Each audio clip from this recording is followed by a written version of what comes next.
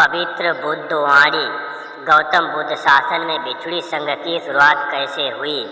गौतमी सुत उस समय भगवान बुद्ध शाक्य देश में कपिलवस्तु के निगरोधाराम में विहार करते थे। तब महाप्रजापति गौतमी जहाँ भगवान थे वहाँ आकर भगवान को वंदना कर एक और खड़ी हो गई। एक और खड़ी महाप्रजापति गौतमी ने भगवान से कहा, भंते अच्छा हो यदि स्त्रियों को भी तथागत के दिखाए गए धर्म विनय में घर से बेघर हो प्रव्रज्या मिले। गौतमी बस यही अच्छा है कि तुझे स्त्रियों का तथागत द्वारा उपदिष्ट धर्म के अनुसार घर से बेघर हो प्रव्रजित होना अच्छा न लगे। दूसरी बार भी महाप्रजापति गौतमी ने भगवान से निवेदन किया, भंते अच्छा हो यदि स्त्रियों को भी तथागत के दिखाए धर्म विनय में घर से बेघर हो प्रव्रज्या मिले। गौतमी बस यही अच्छा है कि तुझे स्त्रियों का तथागत द्वारा उपदिष्ट धर्म के अनुसार घर से बेघर हो प्रव्रजित होना अच्छा न लगे। तीसरी बार भी महाप्रजापति गौतमी ने भगवान से निवेदन किया, भंते अच्छा हो यदि स्त्रियों को भी तथागत के दिखाए धर्म विनय में घर से बेघर हो प्रव्रज्या मिले। गौतमी बस यही अच्छा है कि तुझे स्त्रियों का तथागत द्वारा उपदिष्ट धर्म के अनुसार घर से बेघर हो प्रव्रजित होना अच्छा न लगे। तब महाप्रजापति गौतमी ये सोच कि भगवान स्त्रियों को तथागत द्वारा उपदिष्ट धर्म के अनुसार घर से बेघर होने की अनुमति नहीं देते, दुखी हो उदास प्राप्त हुई और अश्रुमुख रोती हुई भगवान को प्रणाम कर चली गई। भगवान कपिलवस्तु में इच्छा के अनुसार विहार कर वैशाली की ओर चारिका करने के लिए निकले। क्रमशः चारिका करते करते वैशाली पहुँचे। उस समय भगवान वैशाली के महावन में कूटागार शाला में विहार करते थे। तब प्रजापति गौतमी बाल कटवाकर काषाय वस्त्र धारण कर बहुत से शाक्य स्त्रियों को साथ ले वैशाली की ओर चल दी। क्रमशः वैशाली के महावन में जहाँ कूटगारा शाल थी वहाँ पहुँची। तब वहाँ महाप्रजापति गौतमी सूजे हुए पावों से धूल धूसरित देह से दुखी मन से अश्रुमुख रोती हुई बरामदे में बाहर जा खड़ी हुई। आयुष्मान आनंद ने देखा कि महाप्रजापति गौतमी सूजे हुए पाँव से धूल धूसरित देह से दुखी मन से अश्रुमुख रोती हुई बरामदे में बाहर खड़ी है। देखकर महाप्रजापति गौतमी से पूछा, गौतमी क्या कारण है कि तू सूजे हुए पाँव से धूल धूसरित देह से दुखी मन से अश्रुमुख रोती हुई बरामदे में खड़ी है। बनते भगवान स्त्रियों को तथागत द्वारा उपदिष्ट धर्म के अनुसार घर से बेघर हो प्रवृत्त होने की अनुमति नहीं देते। गौतमी तो तू थोड़ी देर यहीं प्रतीक्षा करे, तब तक मैं स्त्रियों की ओर से तथागत द्वारा उपदिष्ट धर्म के अनुसार घर से बेघर हो प्रवृत्त होने की याचना करूं। तब आयुष्मान आनंद जहाँ भगवान थे वहाँ पहुँचे। पास जाकर भगवान को प्रणाम कर एक और बैठे। आयुष्मान आनंद ने भगवान से निवेदन किया, भंते ये महाप्रजापति गौतमी सूजे हुए पाँवों से धूल धूसरित देह से दुखी मन से अश्रुमुख रोती हुई बरामदे में बाहर खड़ी है। उसका कहना है कि भगवान स्त्रियों को तथागत द्वारा उपदिष्ट धर्म के अनुसार घर से बेघर हो प्रवृत्त होने की अनुमति नहीं देते। बनते अच्छा हो यदि स्त्रियों को भी तथागत के दिखाए धर्म विनय में घर से बेघर हो प्रवृत्त होने की अनुमति मिले। आनंदवश यही अच्छा है कि तुझे स्त्रियों का तथागत द्वारा उपदिष्ट धर्म के अनुसार घर से बेघर हो प्रवृत्त होना अच्छा न लगे। दूसरी बार भी तीसरी बार भी आयुष्मान आनंद ने भगवान से निवेदन किया, बनते अच्छा हो यदि स्त्रियों को भी तथागत के दिखाए धर्म विनय में घर से बेघर हो प्रवृत्त होने की अनुमति मिले। आनंदवश यही अच्छा है कि तुझे स्त्रियों तथागत द्वारा उपदिष्ट धर्म के अनुसार घर से बेघर हो प्रवृत्त होना अच्छा न लगे।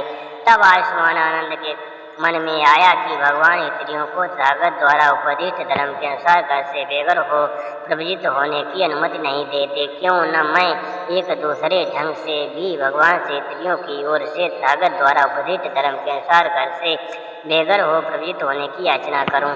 तब आयुष्मान आनंद ने भगवान से ये निवेदन किया, बनते क्या तथागत द्वारा उपदिष्ट धर्म के अनुसार स्त्रियों भी घर से बेघर हो प्रवृत्त हों, सोतापत्ति फल, सकृदागामी फल, अनागामी फल अथवा अरहत फल साक्षात कर सकती हैं। आनंद तथागत द्वारा उपदिष्ट धर्म के अनुसार स्त्रियां भी घर से बेघर हो प्रवृत्त हो सोतापन्नी फल, कृदागामी फल, अनागामी फल अथवा अरहत्व फल साक्षात कर सकती हैं।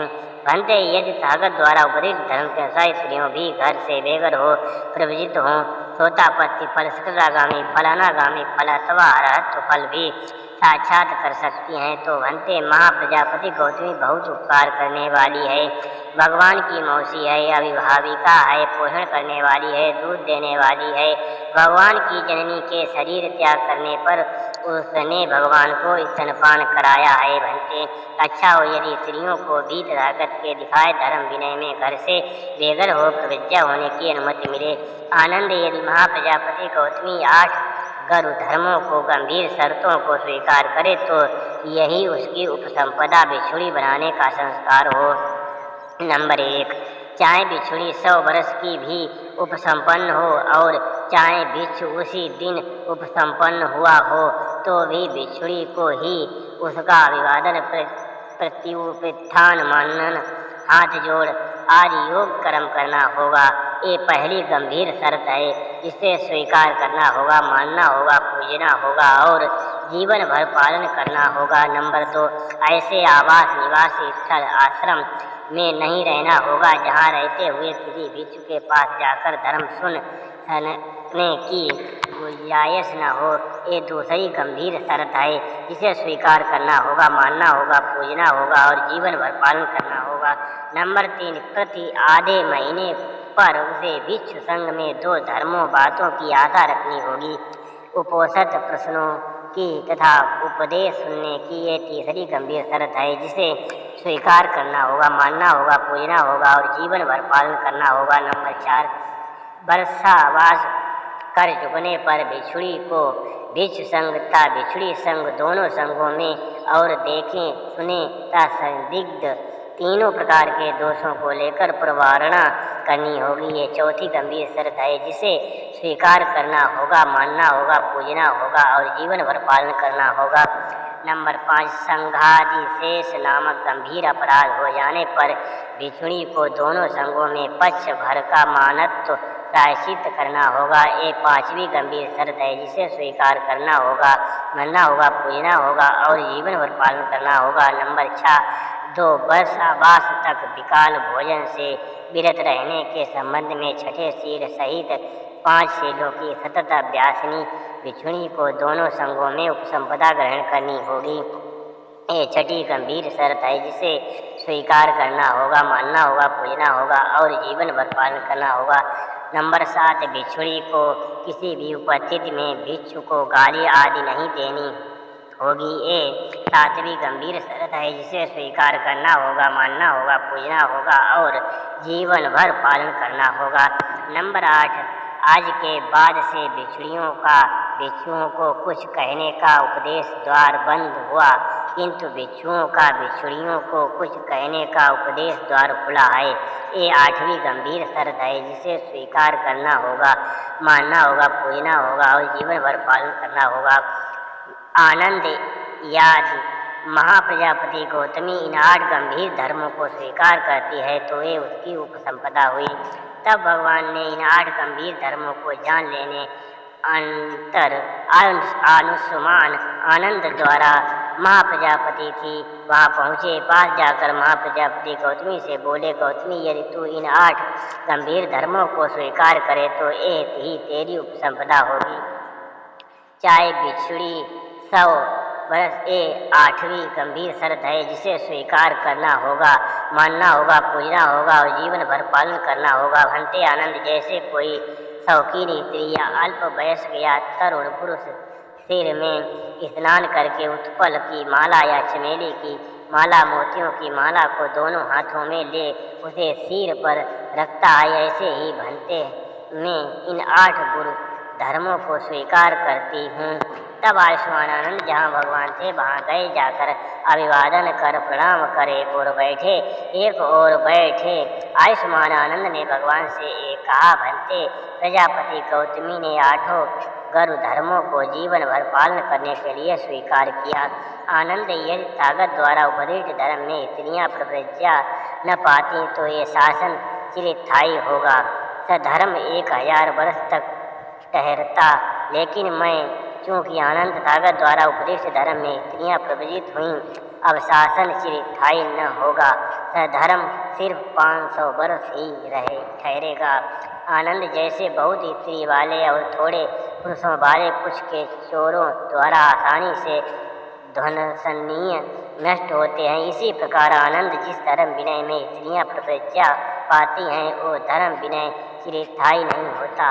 और जैसे आनंद तैयार लहलहाते धान के खेत में शैत्य टीका सफेदा नामक रोग जात पड़ती है, जिससे वो धान का खेत चिरस्थायी नहीं होता, ऐसे ही आनंद जिस धर्म विनय में स्त्रियाँ प्रवृत्तियाँ पाती हैं वो धर्म विनय चिरस्थायी नहीं होता।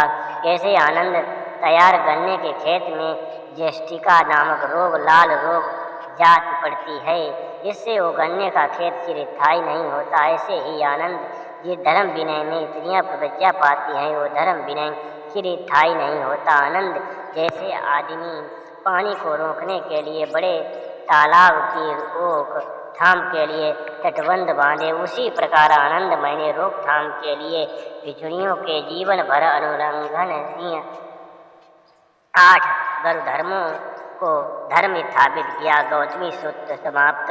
महिलाओं को बुद्ध शासन में शरण देने वाली उन अर्हत महाप्रजापति गौतमी बिछुड़ी जी को कोटि कोटि नमन।